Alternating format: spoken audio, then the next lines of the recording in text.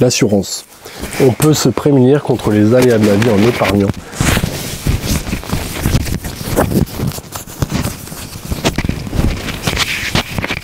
Mais on peut aussi le faire en souscrivant un contrat d'assurance. L'assurance est un mécanisme de partage des risques selon le principe de mutualisation des risques. 1. Le principe de l'assurance. A. Le contrat d'assurance. 1. Définition.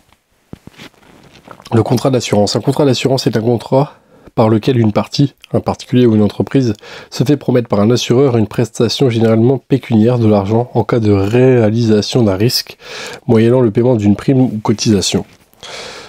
Le principe de l'assurance est de lier juridiquement au travers d'un contrat d'assurance un assuré et un assureur. Il s'agit donc d'un contrat par lequel l'assureur s'engage à indemniser la personne victime d'un risque contre le versement d'une prime par l'assuré. Ce contrat est également appelé police d'assurance. L'assuré, en souscrivant un contrat d'assurance, se verra verser une certaine somme d'argent en cas de sinistre.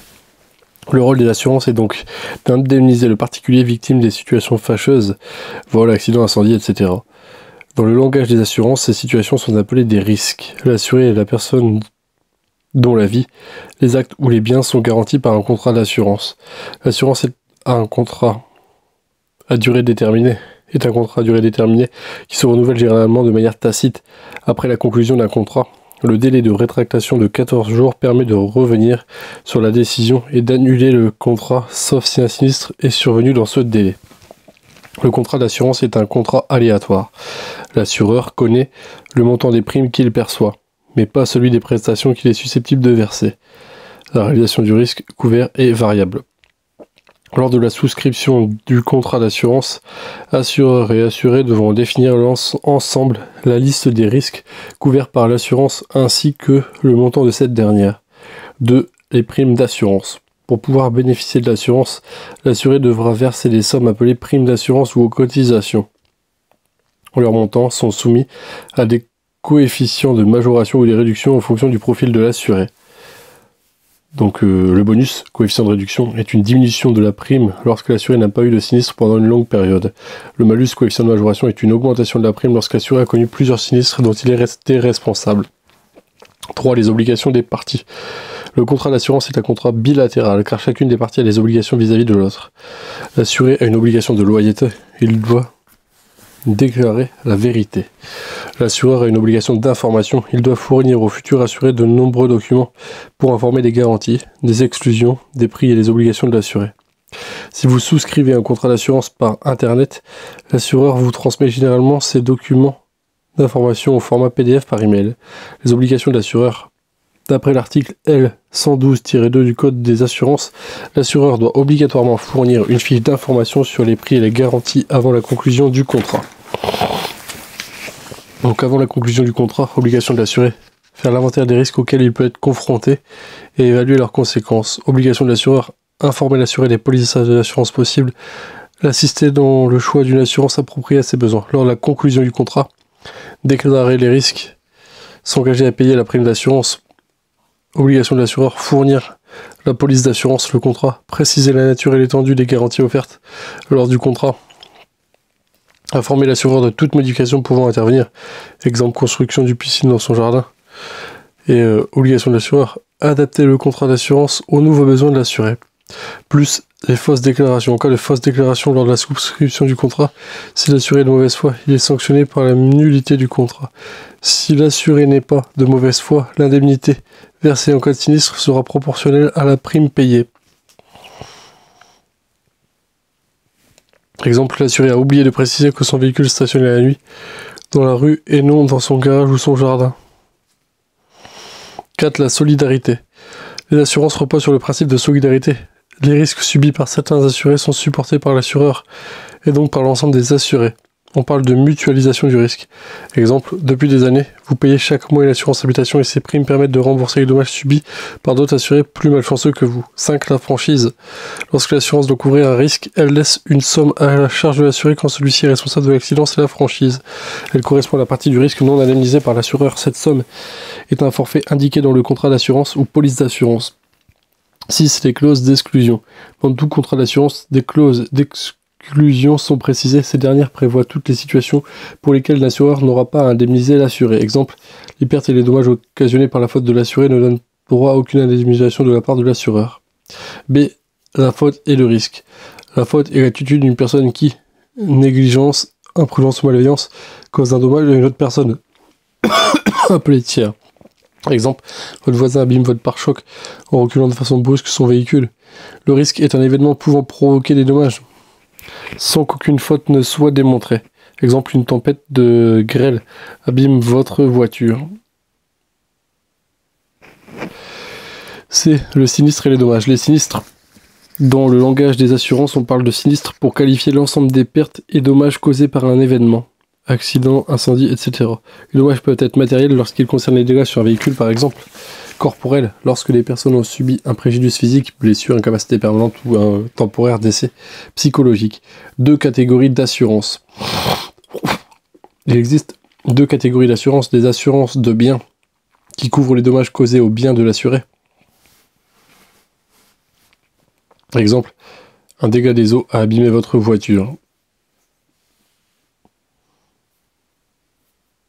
Les assurances de responsabilité qui couvrent les dommages causés à des tiers par l'assuré.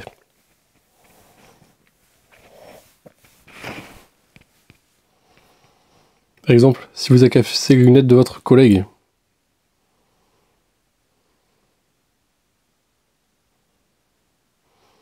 Le gérant d'un commerce doit assurer ses propres biens contre les dommages qu'il pourrait subir l'entreprise en cas de sinistre. Il doit aussi s'assurer contre les dommages qu'il peut faire courir à des tiers salariés ou fournisseurs clients.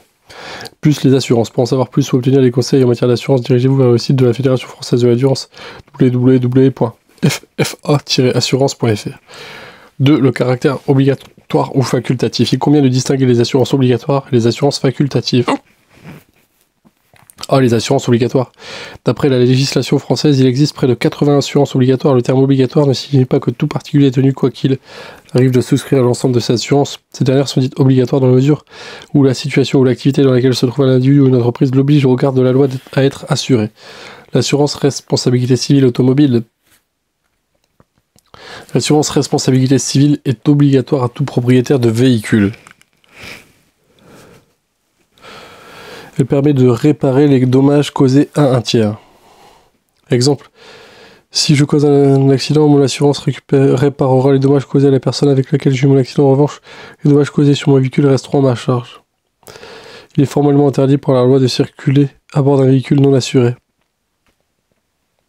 L'assurance locative.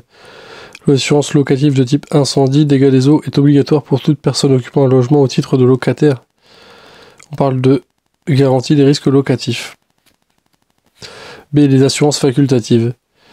Les catégories des assurances facultatives regroupent tous les types d'assurances auxquelles le particulier est libre et non contraint par la loi de souscrire.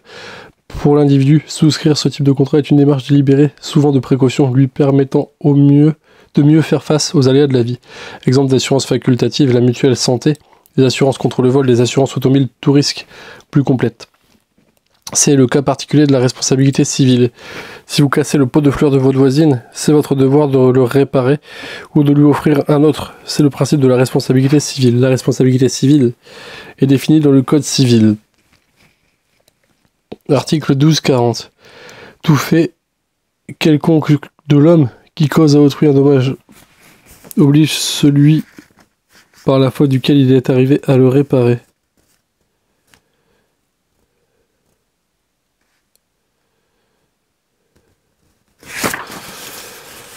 Article 1241. Chacun est responsable du dommage qu'il a causé, non seulement par son fait, mais encore par sa négligence ou son imprudence. Article 1242. On est responsable non seulement du dommage que l'on cause par son propre fait, mais encore de celui qui est causé par le fait des personnes dont on doit répondre ou des choses que l'on a sous sa garde. L'assurance responsabilité civile est facultative, sauf pour la voiture. Certaines activités professionnelles ou de loisirs. Par exemple, l'assurance responsabilité civile des chasseurs est obligatoire.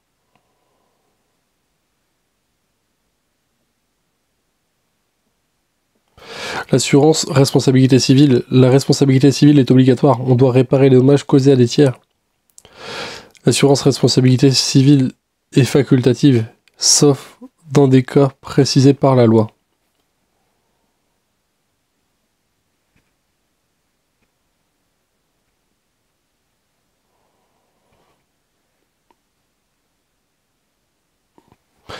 Les assurances professionnelles. Il existe 3 types d'assurances professionnelles: les assurances de responsabilité professionnelle, les assurances de biens professionnels, des biens professionnels, les assurances des pertes d'exploitation et de la valeur vénale d'un fonds de commerce. Les assurances de responsabilité professionnelle. La garantie de responsabilité civile professionnelle couvre les dommages matériels et corporels causés par le chef d'entreprise à l'un de ses collaborateurs ou l'un de ses collaborateurs à un tiers. Exemple, lors de la réalisation d'une couleur, le coiffeur brûle le cuir chevelu d'un de ses clients à cause d'un mauvais dosage. La garantie de couverture du risque professionnel et de responsabilité des produits prend en charge les dommages provoqués par les produits ou appareils vendus par l'entreprise. Le chauffe-eau vendu par un plombier a explosé chez son client. Exemple, les assurances de biens professionnels. Les assurances des biens professionnels. Les assurances des biens professionnels couvrent les risques pouvant atteindre les biens professionnels, locaux, matériels, marchandises, etc.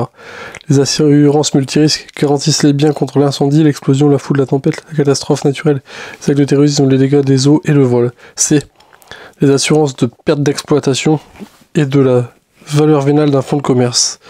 Le but de ces assurances est d'aider le gérant d'une entreprise à faire face aux difficultés financières engendrées par un sinistre. 1. Les assurances des pertes d'exploitation et de la valeur vénale d'un fonds de commerce. Non, 1. Les assurances des pertes d'exploitation. À la suite d'un sinistre, l'entreprise peut subir une baisse de son chiffre d'affaires ou sa disparition pendant la période de reprise. Le chef d'entreprise doit cependant payer les charges qui continuent à courir, salaire, loyer, etc. L'indemnité de l'assurance des pertes d'exploitation permet dans ce cas de replacer l'entreprise dans la situation financière qu'elle connaissait antérieurement au sinistre. Exemple, lors du confinement lié au coronavirus en 2020, certains restaurateurs ont pu bénéficier d'indemnités d'assurance pour combler l'absence du chiffre d'affaires durant cette période. 2. L'assurance de la valeur vénale d'un fonds de commerce. La valeur vénale et la valeur marchande des éléments constituant le fonds de commerce. Droit au bail, pas de porte, clientèle, achalandage, enseigne, etc. Si le sinistre enchaîne une perte totale de la valeur du fonds, il est versé une indemnité égale à la valeur du fonds au jour du sinistre. Son versement permet par exemple de poursuivre l'exploitation. Si le sinistre entraîne une perte partielle de la valeur du fonds, il est versé une indemnité fixée par un expert équivalente à la différence entre la valeur du fonds avant le sinistre et celle d'après. Alors, 4. Les démarches à effectuer en cas de sinistre. A. La déclaration.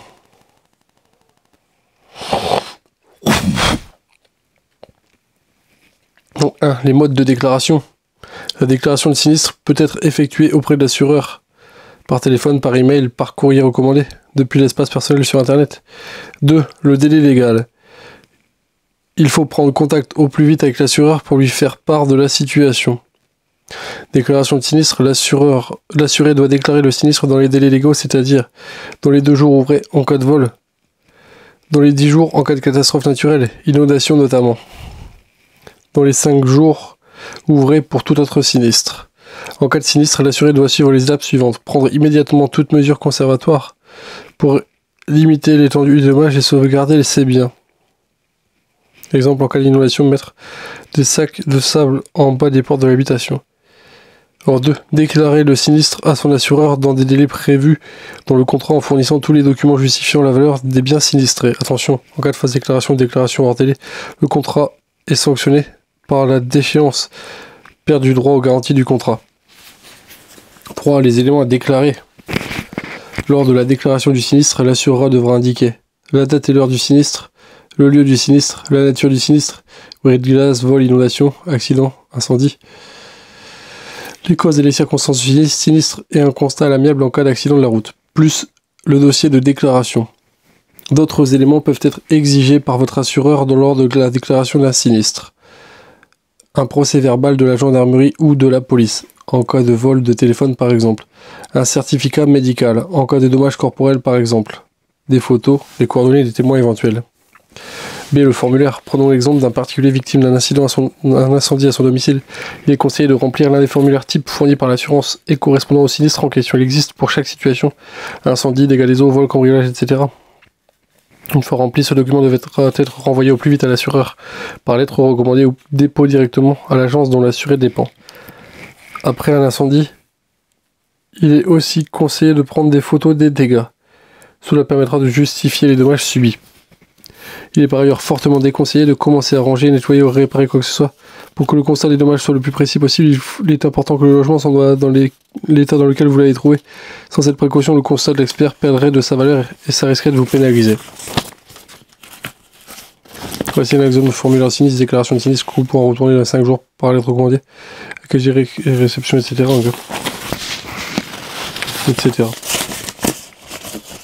Donc l'assurance.